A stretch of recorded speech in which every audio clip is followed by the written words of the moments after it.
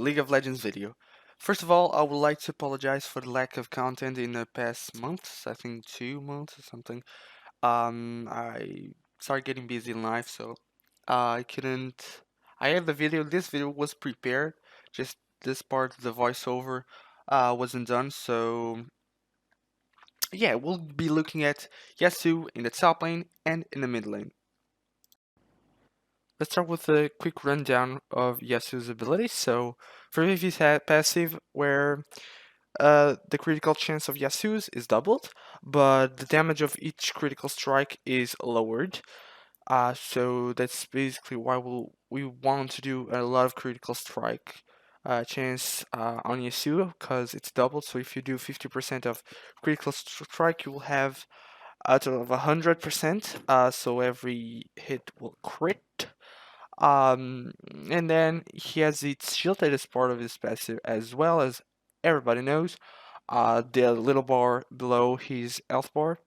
Whenever Yasuo walks or dashes or has some movement, he generates his shield. So, like, if you dash with your E, if you walk, you'll generate a shield. Even if you dash through some abilities, like even if you use flash, you'll generate a shield. If you teleport base, if you recall, actually, you'll generate a shield, a full shield. When you go to do the base, you'll have a full shield. So it just depends on the units that you've traveled. And with this full shield, when somebody hits you, it will block the incoming damage and destroying the shield. For example, if you're hit with 10 damage, the shield is 100 damage. You'll block all the damage, but the rest of the shield will be just destroyed. If you're hit with 200 damage and you have a shield of 100, only 100 damage will be negated. Pretty much that. Then we have his Q. He's a skill shot, so every time he strikes his sword forward and hits an enemy, he gains a stack of his Q, and at the third stack, Yasuo gains a tornado, and in his next Q, he can throw a tornado and knocking up the champions. This ability cooldown is reduced only by attack speed. That's why we static shift is pretty much core on Yasuo because of the passive on his Q. And we have his W, the wind wall, pretty self-explanatory. So it blocks all incoming projectiles, so really good against most mages and AD carries in general. Then we have UC, where Yasuo can dash in a minion, a champion, a monster, and he marshes them, and he can't dash to that monster, minion, or champion for a short period of time. So he deals magic damage when he dashes, and the cooldown of his ability is only reduced by levels. So, and the more movement speed you have, the faster the dash is. So this dash is really useful to trade in lane because you can just dash to the champion and dash back to a minion and take no damage. And with the E, you can actually, if you have the correct timing, can use your E and then Q at the same time while you're moving, and Yasuo will like spin his blade and deal damage in an area. And he can even knock up with this combination E and Q. So easy knockups if you don't really need to point the Q tornado to use your ultimate. And finally, we have his ultimate where when Yasuo knocks up a champion or somebody knocks a champion, Yasuo just goes balls deep and goes in the air, strikes him, and hits him in the ground, dealing massive damage. Not magic damage, physical damage, and gaining 50% of armor penetration for a couple of seconds. Now we'll be going to the mastery pages. So there's a couple of pages you can run on Yasuo depending on the lane and where you're playing him. So the first one is for the top lane, as you've seen right there. You should use Grasping the Undying and go a bit in ferocity. I don't recommend going cunning because it doesn't really offer Yasuo that much. I prefer to run a bit more attack speed and some help in team damage and more life steal, and then go for the Grasping Undying in the Insight for the cooldown. This pitch, as I said, is for top lane, basically because most matchups you will not brush them down, but you can run the mid lane page. You can run this page in mid lane as well, but if you need more sustain in lane, there's a second page I would suggest you with the Warlord's Bloodlust, where you get massive healing, and it's really good actually for to compensate for the lack of power of Yasuo early game against most champions. If you run exhaust, you can just create a fight where your champion, principally, especially mid laners, mages, they have abilities. They'll like half HPU with their abilities, but then they will have only auto attacks, and there's where you will shine, and while you will apply the massive life steal while you're low, and when they see they are losing, you just pop your exhaust or and kill them because will not they will not run away, and if they run away, they will burn the flash. It's exhaust for a flash. You still have your flash, and sometimes you don't even need the exhaust because it will be like the burst. Like they will be winning, but from nothing they're losing. And with exhaust, you probably win that and probably burn the flash, burn your flash, and get a kill. Uh, you'll burn all your spells, and he'll probably burn all his spells too when they're using Ignite. And the final page is, instead of going Warlord's Bloodlust, you can go Fervor Battle. Um, it's good against heavy dueling, slow dueling, like let's see, like champion. Then you have to duel for a long time. I don't really recommend this. A lot of people, I've seen a lot of people taking this in Yasuo, but it definitely helps you fighting. But I think with a Yasuo you can't really fight, go in heavy fights early game. So like you can go with Irelia. So I wouldn't recommend this. And the final one, it's with Thunderlord Decree, the one I don't really recommend. You can run this like in special bursts where you just want to trade and go back. But for that kind of trade, I actually prefer the Grassy Undying. But Thunderlord will give you the edge. Like if you go against there's no really a good option because if you go on really quick trades, you can go with Grasp.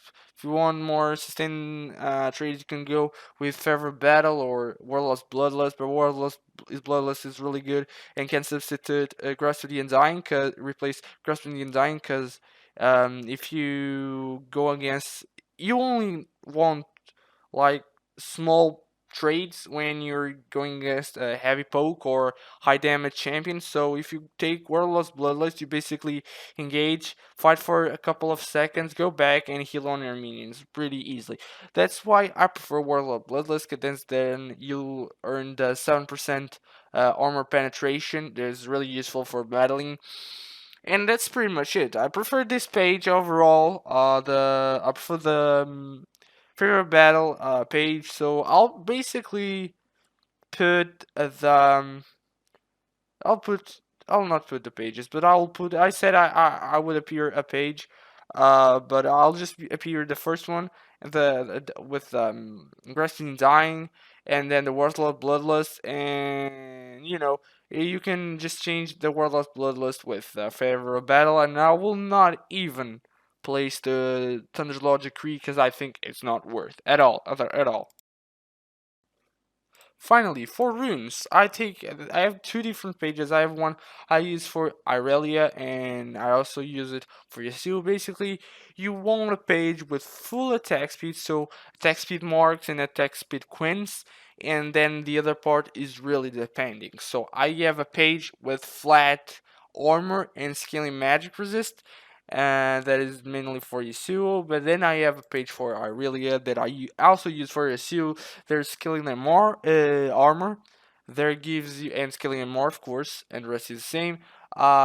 These two pages are really useful. I like to take both of them because if I go against a more heavy magic resist champion, I prefer taking the per level armor because it's more efficient. You have to admit. And you might think, okay, per level armor is not that good because your creep minions will hit you like a truck as you will try to trade, blah blah blah. But it's not true. I think if you go with in the masteries, where in the resolve you go with unwelding, where you earn more 5% of armor magic resist, you can pretty much tank the minions. Like, not tanking the minions, you have to be smart. Nobody will fucking tank the minions. But you have the edge. You can tank the minions, but it's like you can tank 2 or 3 minions, not that thing you can tank like going full armor runes. Just it's like you can. You'll not like die because you'll not lose a trade because of the minions as you go. Like just try this. If you go a flat HP yellows and per level magic resist, you will notice the amount of damage a creep can do. A creep, or in this case, a wave of creeps. And now you see the difference between scaling and no armor at all. You'll see the difference with flat armor and scaling armor, but I prefer to take scaling armor just on the bright side. 'Cause armor is always really useful, so you might as well take the scaling armor. So you have these two options, basically attack speed on everything, and then armor per level or flat armor. And then magic resist is basically the same thing, but I really, really, really prefer the scaling because magic resist is really dependent. Because if you go against an AP champion top lane, they'll not have much AP early game, so you might as well go with the per level and just get a fucking X drinker. It's that simple. Finally, for the items. So yes, so it's kind of weak early game. All everybody has to admit. He has some easy matchups, really where he shines and he's pretty strong. But there's a lot of matchups he's really weak, especially in the top lane.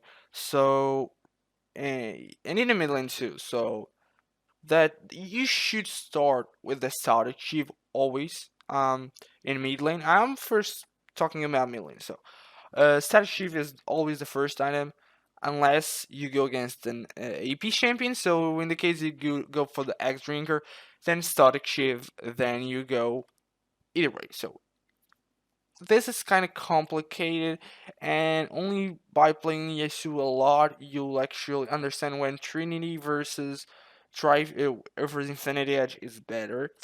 But you'll notice when you can carry and when you can't. Like Triforce, it's not cheap.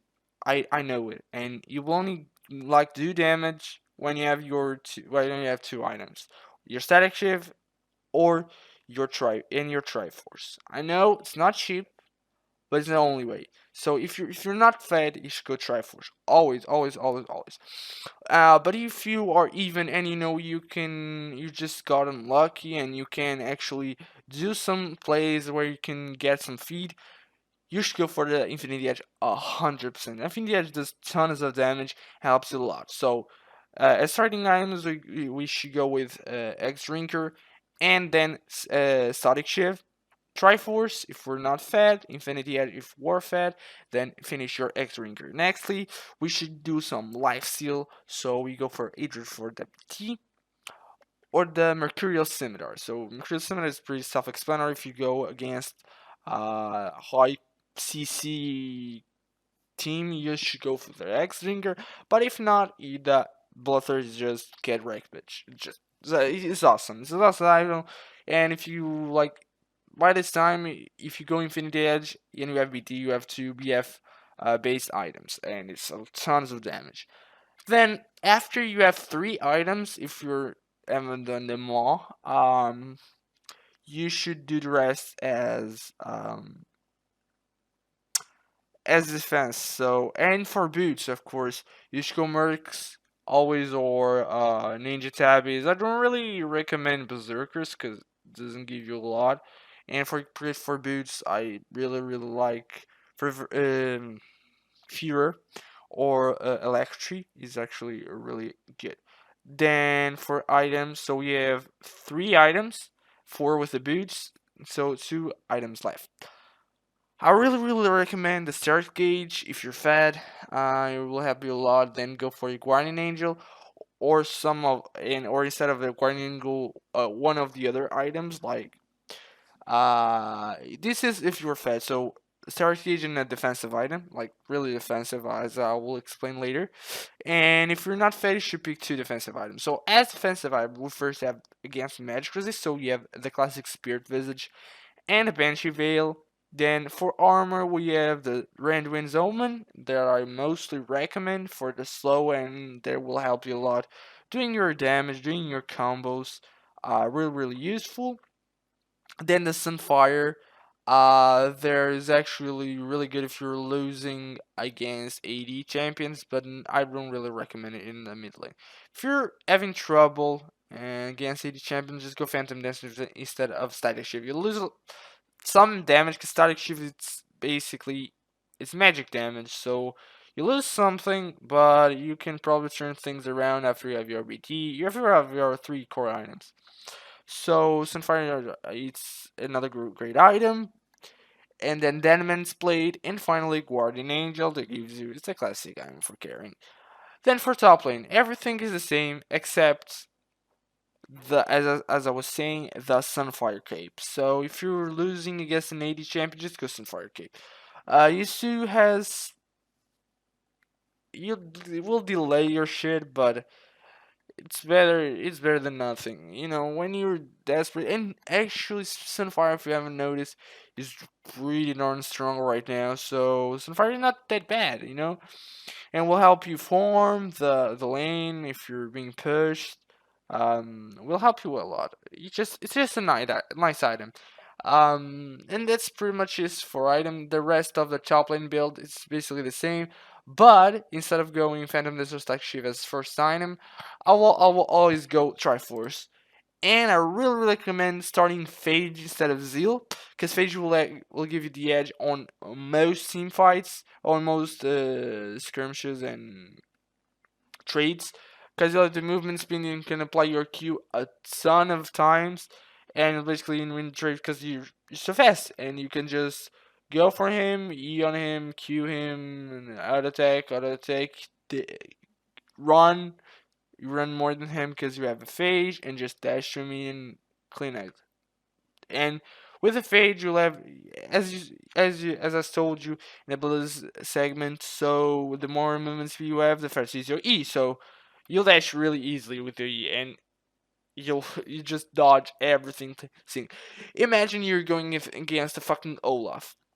Fury Phage is pretty easy to defend against East Qs, and if Olaf misses all his Qs, you will have no mana, he'll be pretty much useless, you'll just wreck him. It's pretty much it. Even yes, it's rare, but if you're fat, go for it. But that's basically it. That is all for today. Thank you for watching, and I'll see you next time.